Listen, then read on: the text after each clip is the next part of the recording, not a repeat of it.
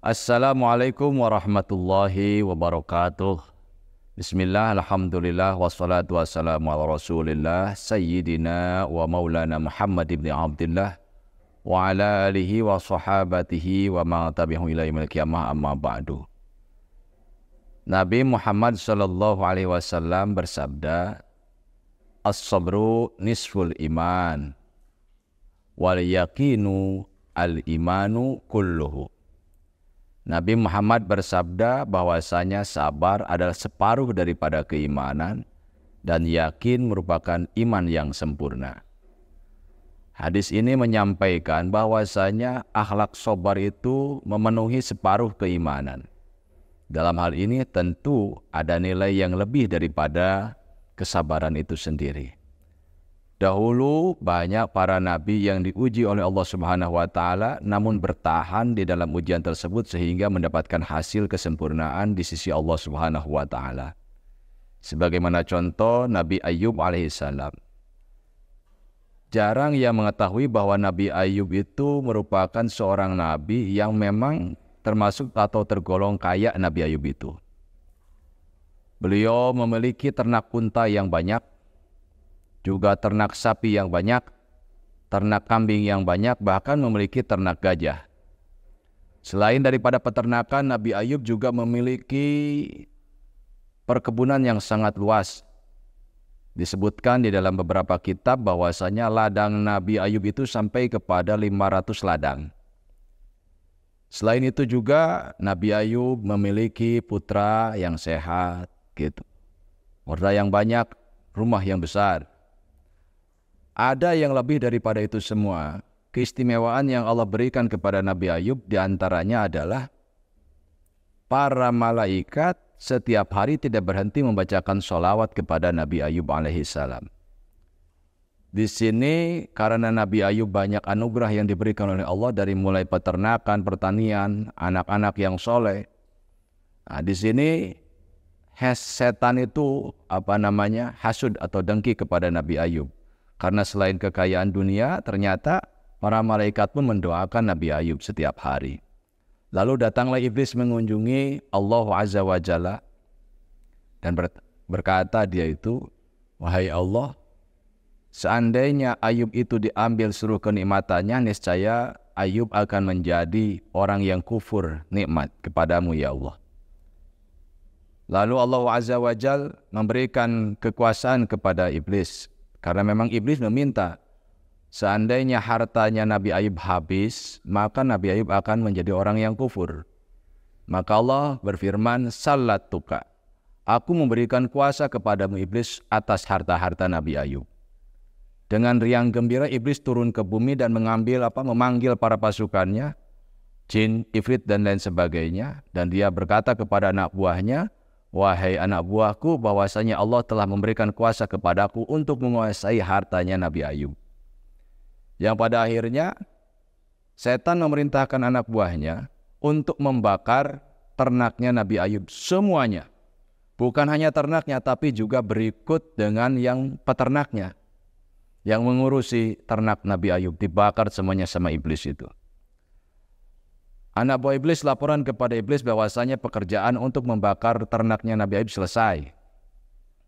Setelah itu iblis mendatangi Nabi Ayub, kebetulan Nabi Ayub sedang sholat.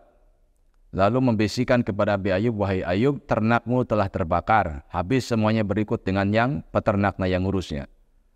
Namun Nabi Ayub membiarkan saja apa yang disampaikan oleh iblis sampai selesai sholat. Lalu Ayub menjawab setelah selesai sholat, Alhamdulillah, segala puji bagi Allah. Allah yang telah memberikan kepadaku kekayaan seperti ternak tadi, dan Allah juga yang mengambilnya. Tiada rugi bagiku. Dikira sama iblis bahwasanya Nabi Ayub akan putus asa atas hancur peternakannya. Namun demikian, iblis tak berhenti untuk menggoda Nabi Ayub.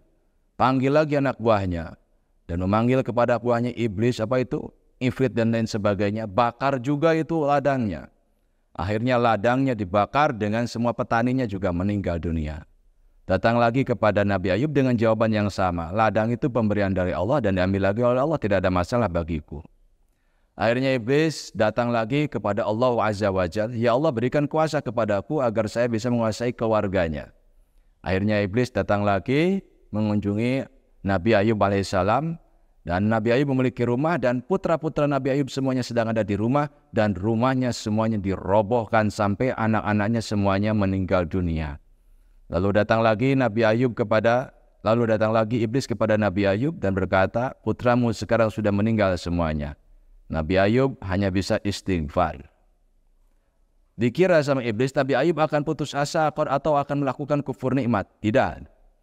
Lalu Nabi Ayub beristighfar, setelah istighfar setan datang lagi mengunjungi Allah Subhanahu wa taala dan menginginkan menguasai jasadnya Nabi Ayub dan minta izin kepada Allah, ya Allah, izinkan saya untuk menguasai jasad Nabi Ayub. Allah mengizinkan asal jangan kau kuasai hatinya.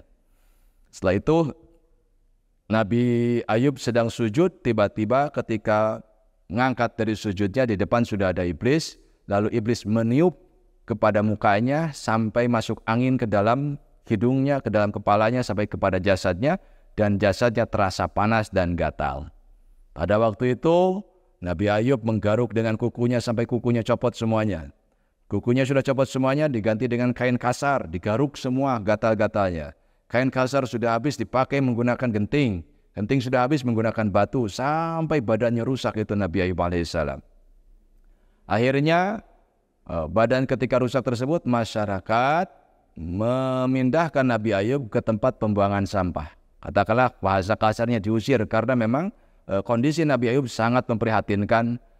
Setelah itu termasuk 3 pengikutnya juga meninggalkan Nabi Ayub, tapi tidak meninggalkan agama Nabi Ayub. Yang setia menemani Nabi Ayub adalah hanya istrinya saja bernama Siti Rahmah. Nah, dari kisah ini bahwasanya kesabaran yang dilakukan oleh Nabi Ayub tanpa batas.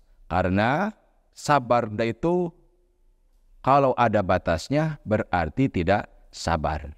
Oleh karenanya kita mesti memohon kepada Allah Azza wa Jalla agar kita diberikan kekuatan kesabaran semisal seperti kesabaran yang dimiliki oleh Nabi Ayub alaihissalam.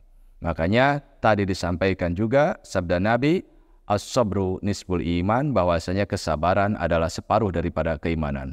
Semoga apa yang disampaikan menjadi ilmu yang bermanfaat. Kita semuanya memiliki kekuatan kesabaran atas segala ujian yang diberikan kepada kita semuanya dari Allah Subhanahu wa taala.